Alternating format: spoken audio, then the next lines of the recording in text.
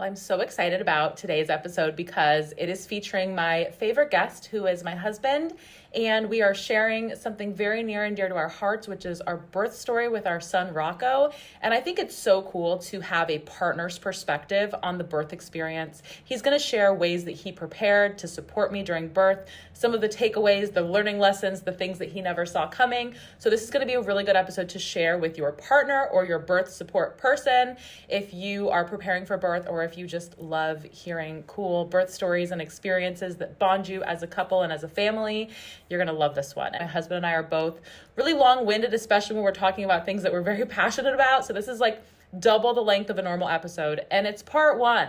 There shall be a part two. So you're going to want to get cozy, get a little blankie, get snuggled up on the couch, or get ready for like a long car ride and pop this one on. I hope you enjoy. Hello, husband. Hello, wifey. So excited to have you as my first guest in this podcast 2.0 season. Wouldn't want it any other way. I can't believe the last episode we recorded was before we had Rocco. So I know, it's insane. Good to be here. So much life has changed since then.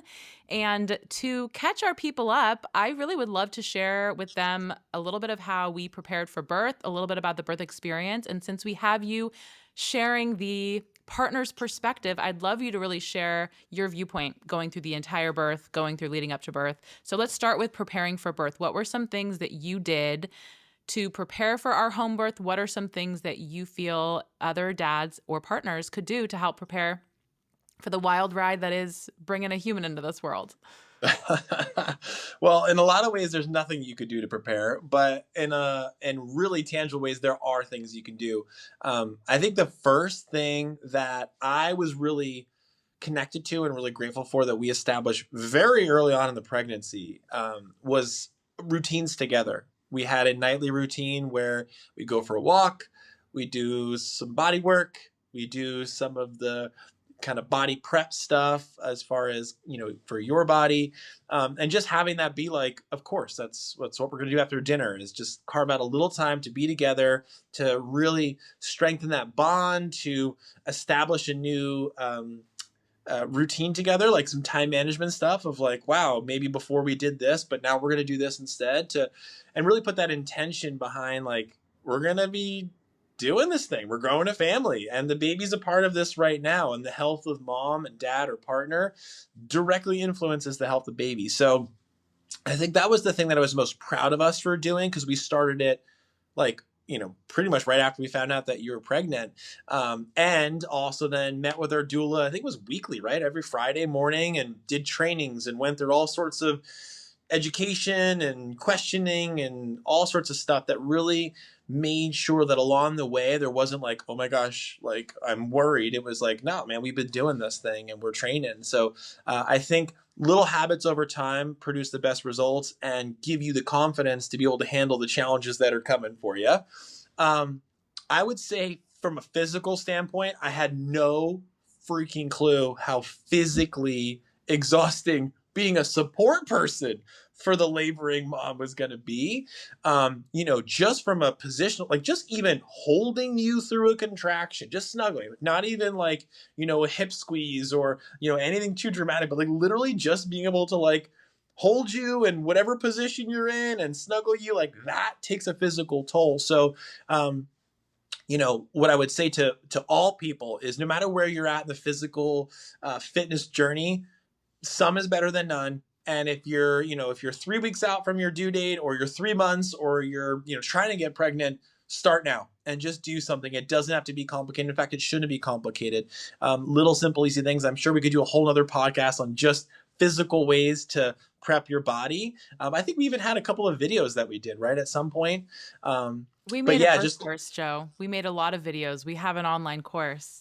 There you go. See, this is all relevant stuff. But yeah, the physical demand is something that I did not expect, and something that was truly shocking of like, oh, I thought it was in good shape, but you're not in the shape that you are going to be required, because nobody really trains and prepares for hours and hours and hours and hours of physical engagement. So that was a huge eye opener for me.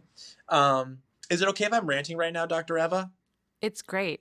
Cool. Thanks for calling me Dr. Eva. Cool. Yeah. Um, no, I don't call you Dr. Ev at home. That's for the people listening. They're literally gonna call each other Dr. Joe and Dr. Ev at home. No. So I would say the other thing that I think is such a eye opener for a family when they're going through, birth prep, but also then the show labor is from a partner's perspective. How do you handle your partner going through something unimaginably difficult, physically, emotionally, spiritually, all consuming, all taking, all full throttle, all gas, no break? How do you handle that? And it was real, and I'll speak for myself, it was incredibly difficult to see Dr. Eva in the words that I would describe as suffering. Again, I think once the show is over, I think we can put different labels on it, but in the moment, there was nothing pretty about that. I mean, it was intense, and to see my beautiful bride puking her life out in between contractions, or not being able to find any single position that was any but tolerable. All the concerns go through your head, all the fears. And this is where, again, I think there's so much work to be done on yourself as the partner before the show starts, because fear and worry and concern, they get magnified when the doo-doo starts hitting the fan. And you might think, oh yeah, like, I'm cool, and we're feeling like kind of maybe this sort of idea. But it's a whole nother beast when, bullets are flying and your wife is managing and coping and surviving the intensity of birth. So I think that was a huge eye opener for me of like, wow, there's like this much I can actually do to help the situation. And there are things, which is why, again, being involved in birth prep and getting ready, like there are things that you can do. For the most part, it's her work to be done. But as the support person, there are things that you can do from an emotional, from a physical, from a, just a presence standpoint that are really important and can definitely influence outcomes. But it's hard. It's hard to watch the love of your life, for lack of a better term, get tortured for hours. It's one thing if it was just like a 20-minute, like, okay, we're just gonna like, get there, but it was hours. And some of the stories that we hear from moms in our practice, it's like, I can't believe that the mom's body can go through that. I can't believe that the baby's body can go through that. And that's why, again, doesn't matter how baby comes out, doesn't matter how long or short, all birth is intense. All birth is all consuming.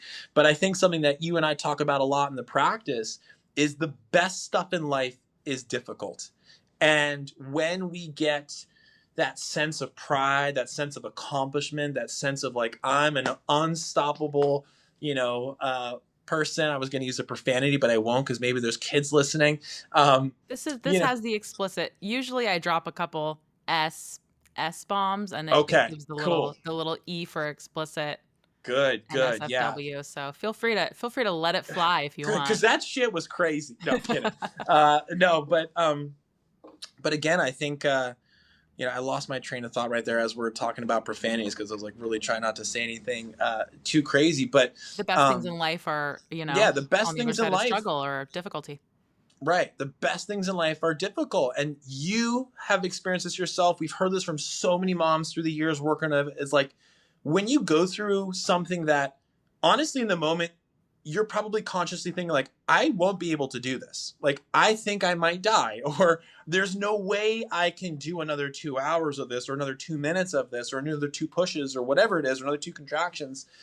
But when you get through that, as most moms and most babies do, there's just something that changes with everybody in the room, because, I loved babies and life before, but going through that process and watching what you had to do to bring our son into the world and into our arms, and then to see what he was able to do as far as like, he's right there with you, riding those contractions and working just with you. Maybe not as hard as we'd like him to, but it was, it changed everything. Obviously, it was the best moment of my life. And I could honestly say that it's probably because it was so gnarly, so difficult, so scary, so fear inducing, that like, oh, all these things. But again, when you get through it, the perspective, you can never go back. You can never go back. It's just everything changes. I had such a different appreciation for all moms, regardless of how they brought their baby into their arms. I had such an appreciation for humans. Like, wow, at one point we were all little babies going through that journey in some way, size, shape, or another. And obviously, just an immense amount of respect and admiration for a woman's body of like, holy crap. You created that baby, you built that baby, you assembled that baby, you carried that baby around 24/7 for 9 months, and then you did that? What?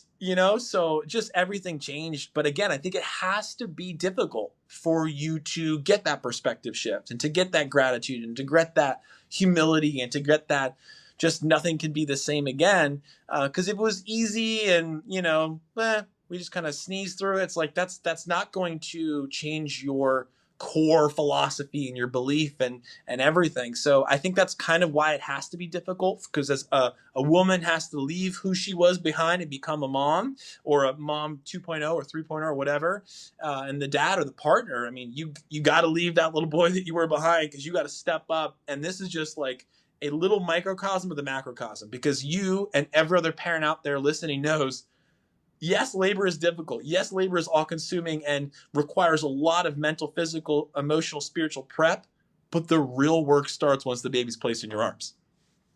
Heck yeah. I don't know what'll happen to the audio if I clap, but I'm going to clap because I love me a good Joe rant. And I think you touched on a lot of really key points. Of course, these amazing things being on the other side of this growth, this transformation that brings us into parenthood and that prepares us for the trials and tribulations of parenthood, each in their own role, right? And each with the dynamic that the birthing person and the partner, go through, and that the baby goes through. So, I believe that it's by design.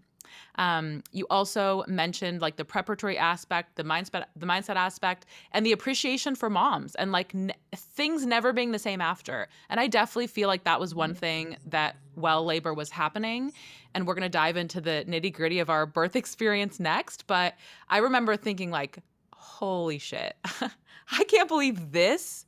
I can't believe this is what birth is. Like, I can't believe this is what we've been doing since the dawn of human time. Like, what the, wow. And then just, yeah, absolutely having my entire like framework around motherhood, and yeah, my respect for other moms and my respect for my own mom just being like completely transformed. Like, women are insanely powerful, insanely strong, of mind, of body, of spirit. Like, you got to be dialed in on all that. So let's talk about the birth. Let's talk about how things went down. You talked about during our preparatory phase, we went on walks, and I will sort of set the stage, but I really, again, I want to sort of share from the partner's perspective, because I think there's a lot of women recounting their birth stories, and I think it's really rare that you get like the partner talking about the birth story. So I remember going for a walk that night, because we were doing our little loop around the neighborhood that we did every single night. And that walk was,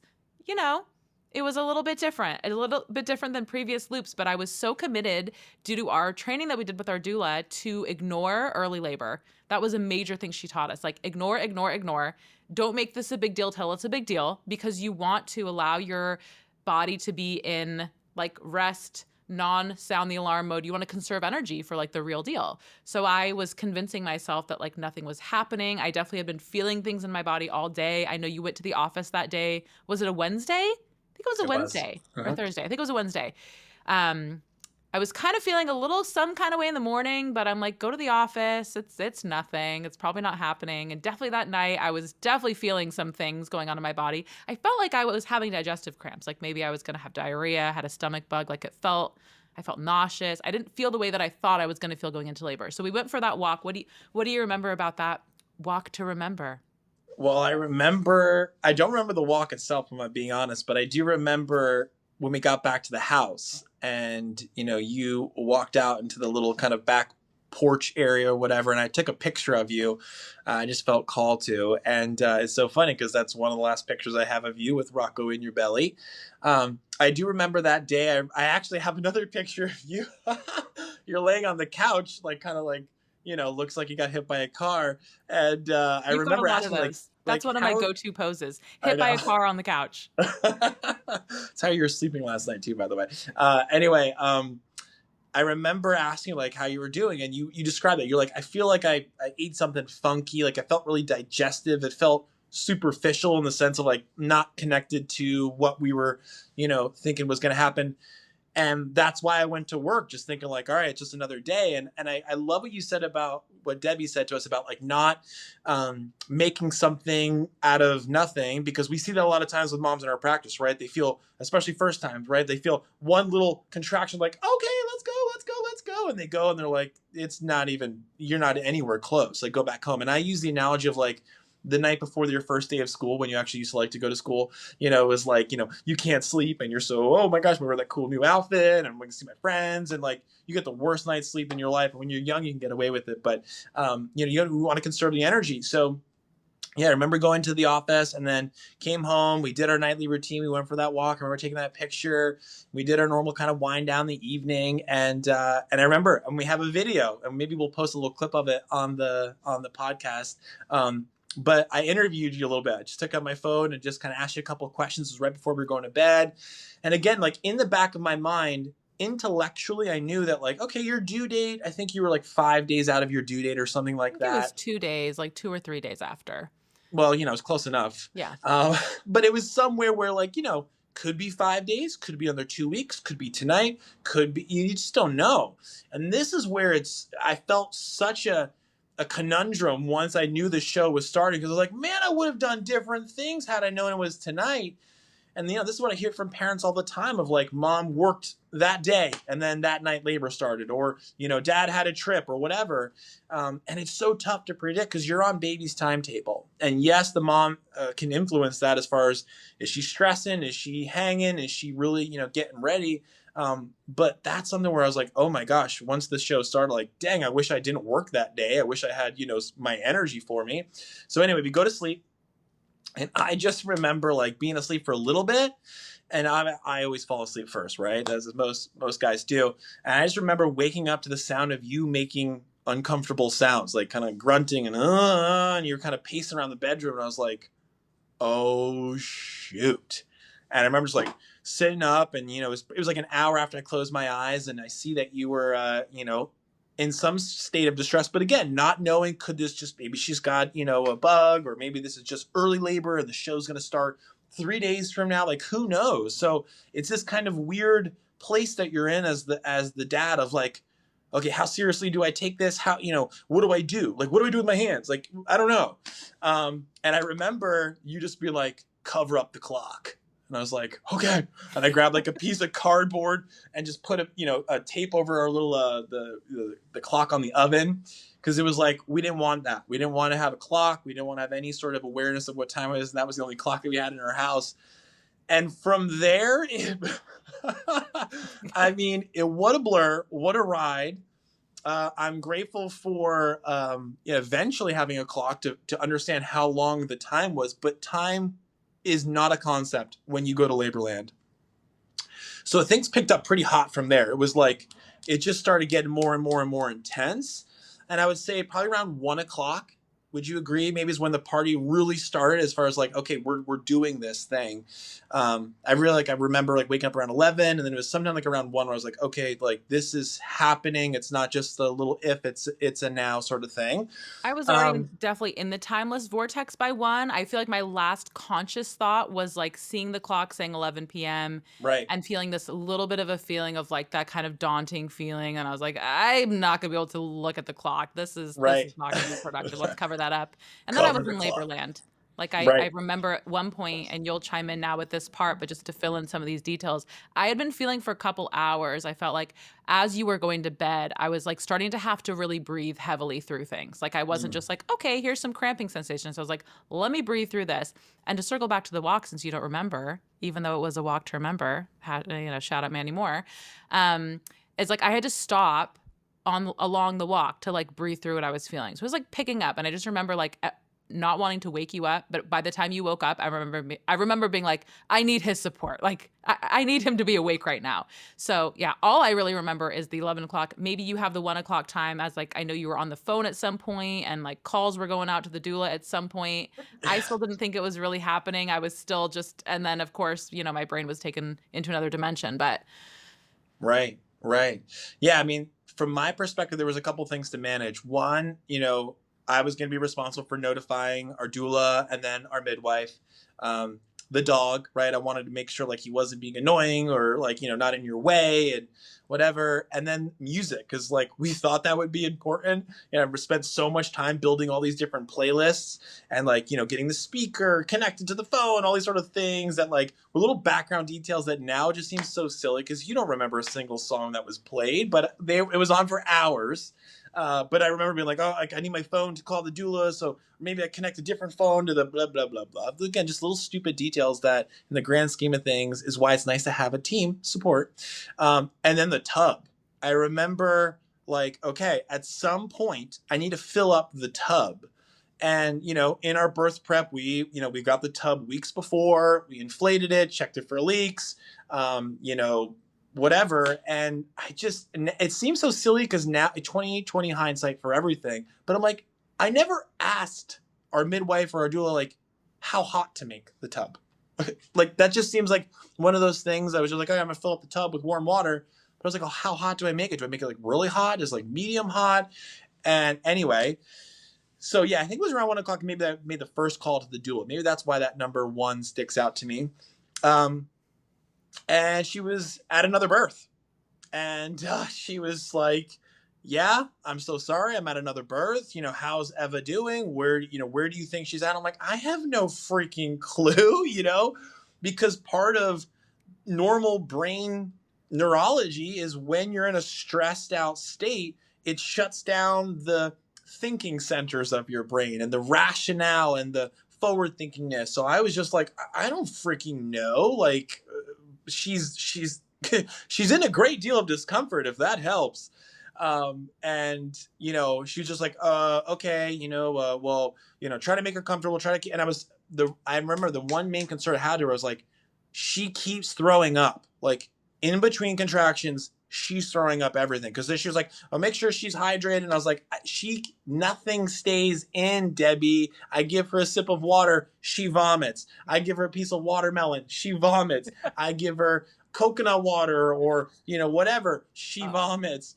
And I was really concerned, not just because like we're trained in physiology, but like there's no way a human being can throw up that much and not at some point need an IV.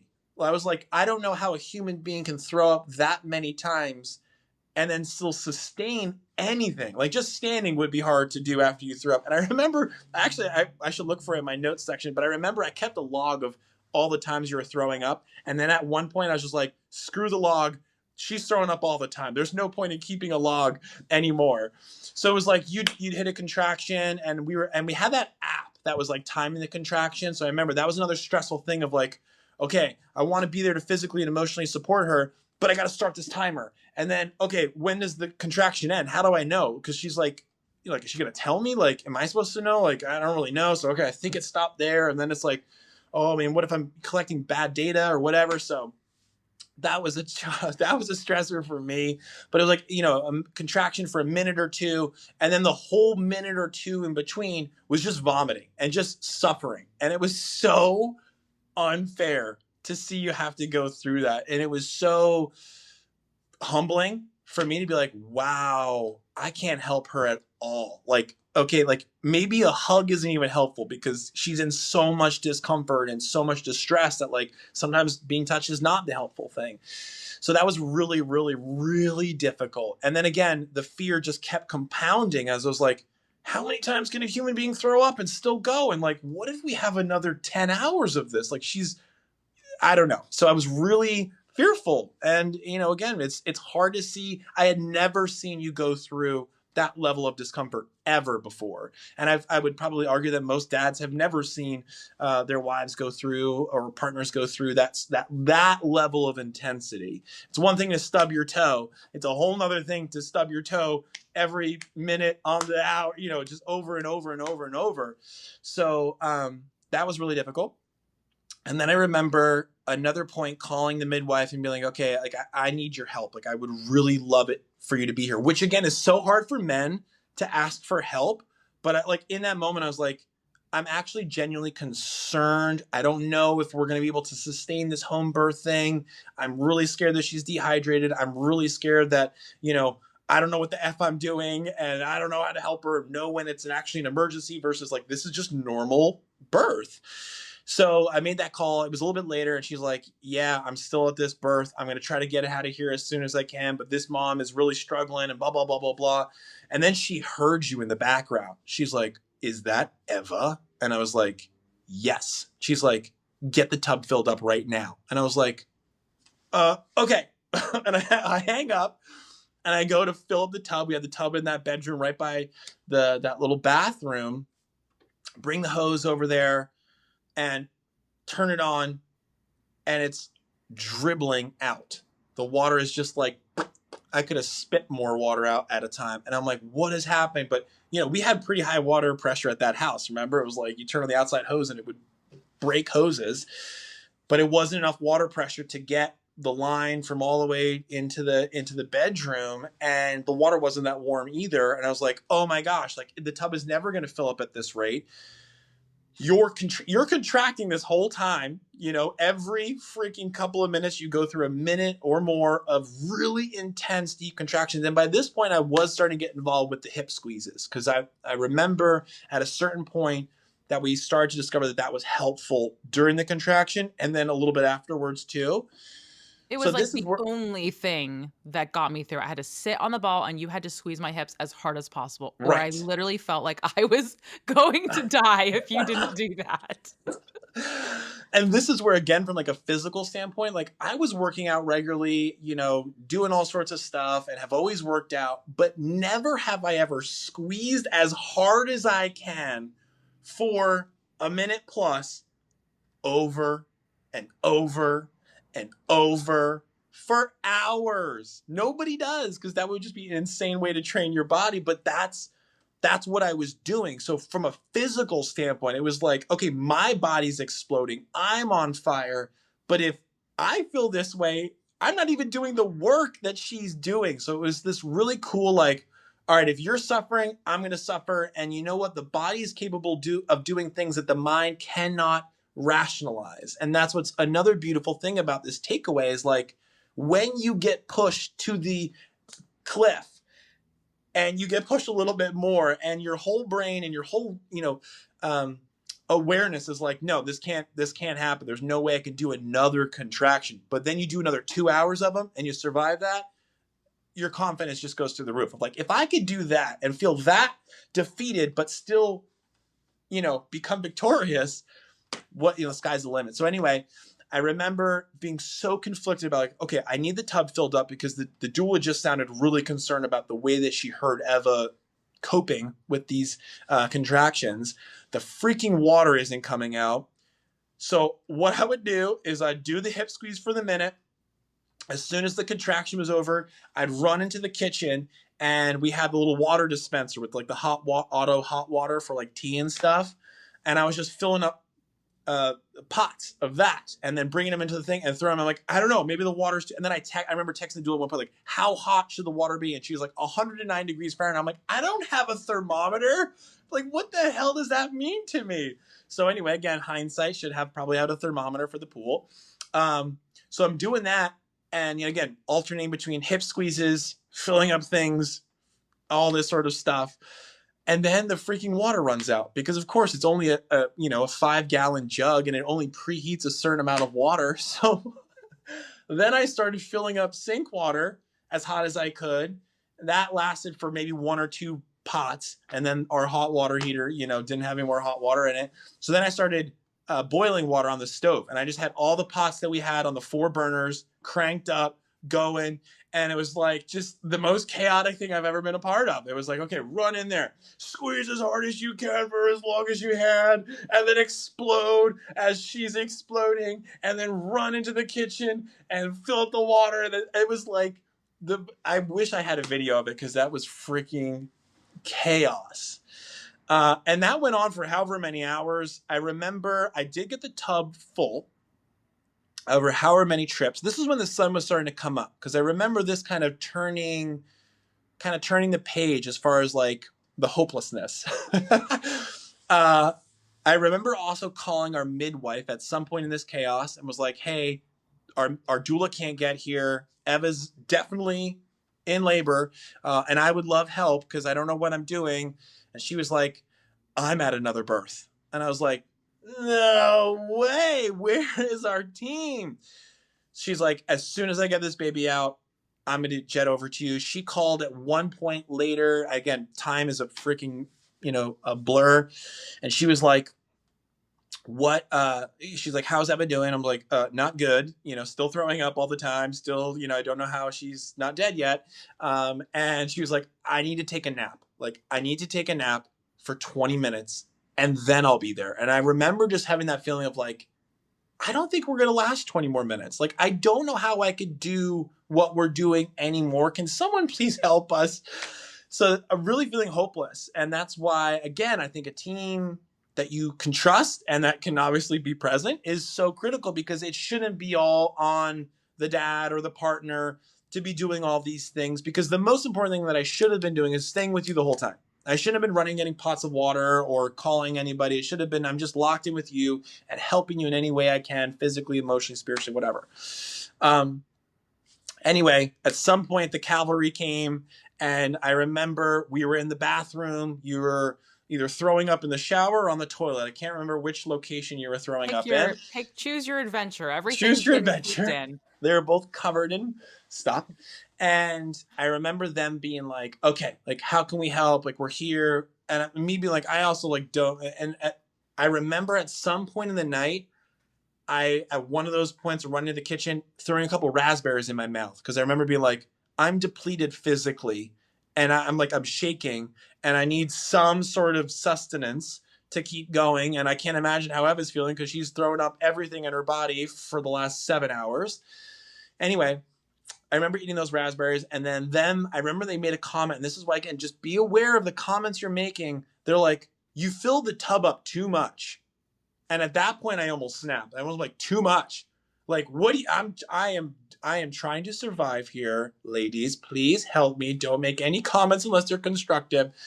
Anyway, so I remember them kind of going back and forth and taking water out of the tub, which was so hard for me to watch. Like, oh, I just fought for hours to get that thing full. But anyway, it was so nice when the team came because you were able to get more support. We were able to get a little bit more reassurance, get a little bit more hope. They're like, "Okay, do we need an IV? Like, what sort of approach do we need?" And again, I just felt so grateful that our team came in the way that they did, and them being experienced and just trusted birth workers to know, like, they got this. They've been to 1,000 of these shows, and we're in good hands. Because again, I felt so hopeless that whole time of like, I don't know if I'm helping or how to best help or whatever. Finally, I only remember like the closing chapters, which was like the tub phase. I remember you being in the tub, and at that point you could have a little bit of bone broth, room temperature bone broth. With a straw out of the box. It was like kettle and fire bone broth out of the box. Yes. And then honey sticks. I think we had honey sticks too. And I think even at one point I brought in a little bit of that almond butter, like those little squeezy packets. Yeah. But again, this was, now we're talking the sun's up. So, whatever time that is, I guess we could look it up on the date calendar. But that final kind of closing chapter of it, to me, felt the most beautiful because it again, I felt supported.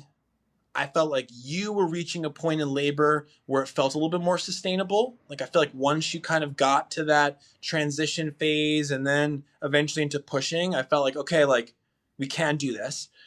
But even the pushing phase was really scary because it's a lot of hard work and you're squeezing, and embracing maximally.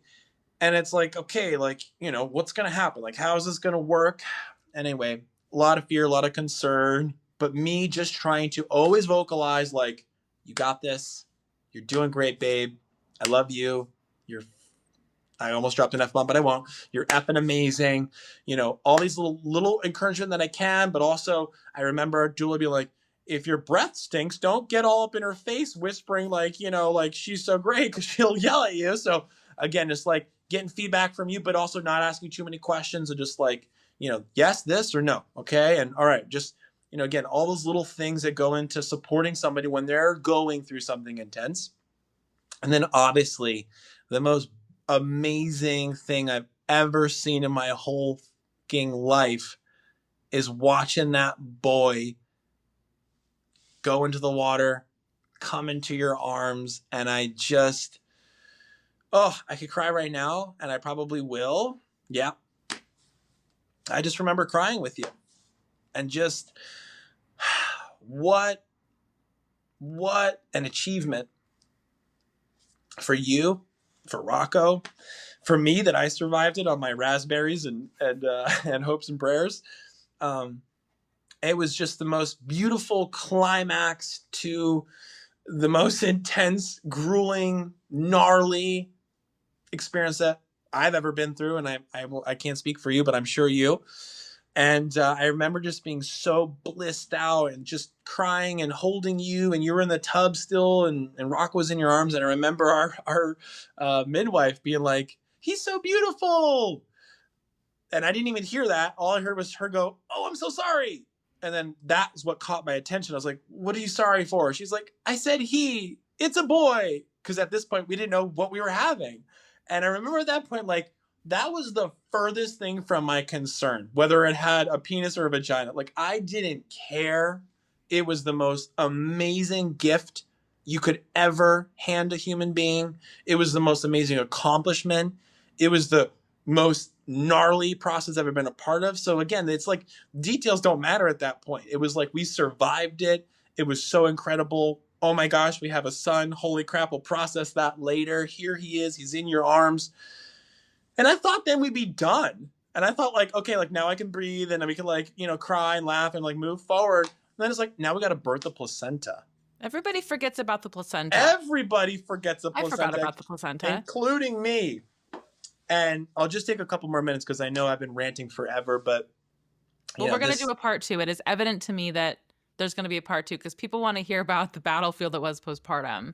Oh, jeez Louise. Oh, jeez Louise. A nice little bow on this birth experience with the placenta. Yeah, I just remember you birthed, because again, I wasn't really aware of this. Like, yeah, we went through training. Yeah, we've been in, this family world, caring for people for a whole life. But I didn't realize like, you got to like labor out you got to push out the placenta. And I remember at one point you pushed and like, boom, this thing came out and it was a huge blood clot. Like looked like a freaking baseball glove of red jelly. And I felt for the first time with our midwife, like, I felt like a little bit of concern in her energy because she's such a calm, amazing, grounded. I love Courtney with all my heart. And that's one of the reasons we love her so much is she's so grounded. She's so professionally excellent. She's so calming. And I just felt a little bit of concern. And then again, I was like, should I be concerned as the dad right now? Like, holy what do we do right now? But again, she's a pro and she's been there. So she didn't lose her cool. She didn't put fear in my heart. She didn't put fear in your heart. She just calmly went, all right, we're going to do this. We're going to do that. Okay. And then eventually, things were okay. And you were able to, birth out the placenta, and they were able to, oh my gosh. And then watching them have to stitch you up. Oh my gosh. That was another, like, can we stop torturing the mother? Please. I was completely, that was like a nothing burger. And if you would have asked me prior to labor, like, are you going to ever just be okay? Just spread eagle and they're just basically needle and suturing your vagina. I was just like completely unaware. Like it was as if, what's a really casual thing? Like, grabbing a cup of coffee, it's a nothing burger. So anyway, that was the wildest ride I've ever been on. And I use that as a reference point so often in my life of like, oh, you think you're going through something tough? Of, oh, you're feeling a certain way. Oh, well, guess what? If you've been through that, you can handle anything. And we needed that confidence because that, once Rock was put in your arms, then there was a whole different set of challenges that got thrown at all three of us.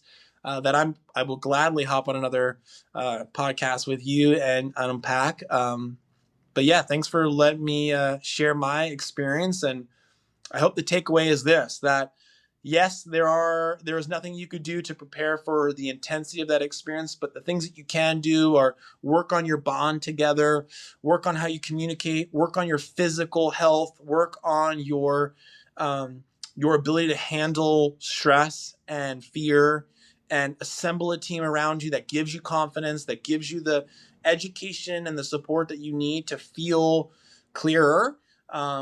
And just trust that women were designed for this, and that their bodies were designed for this, and that the great Everests that they have to climb to go through a pregnancy, to go through a labor, to go through all the things in motherhood, they're built for it. And sometimes the dads can actually hold them back because we're so fearful, and we're so uncomfortable seeing our loves be uncomfortable. But we can't hold back from women tapping into their potential, and for moms becoming moms and leaving behind who they were, because that stuff fuels you for the rest of your life. And then all the parents out here know, like, man, kind of pregnancy and labor were kind of easy compared to what you got to go through and the sustained duration of parenthood. So anyway, I'm excited to be on this parenthood journey with you. If we ever go to Laborland again, I think I will be a little bit more excited about it, but mostly just stoked to see you perform, and to see what I'm capable of too, and to trust that, sometimes our brain is our own worst enemy, and you just got to let the body do what it was so beautifully designed to do. I love it. Thank you so much for sharing from your perspective. I can't wait to hop on and do part 2 of this soon. And I love you, and you're amazing. I love you too, babe. Bye. Bye. If you are looking for more support in preparing for birth, if you're looking for really tangible ways that your partner can start training to support you having the smoothest, easiest labor experience and recovery, we have a birth prep course geared towards couples inside of our All Access membership. And this is not information you're going to get at your hospital birth class. It incorporates our expertise as perinatal chiropractors and some of the common aches and pains that we see from moms, some of the common pain points that we hear from partners that are struggling to support them.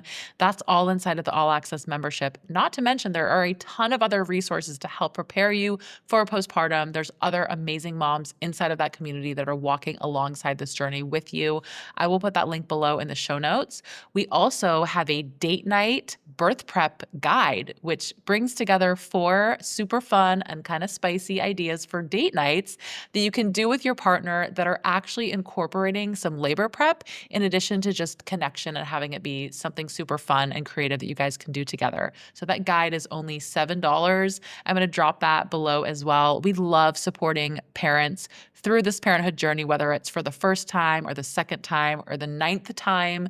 Please send us a DM if there's any ways that we can support you, if you've got questions about any of our offerings. Thank you so much for hanging out with us today, and we will see you on the next.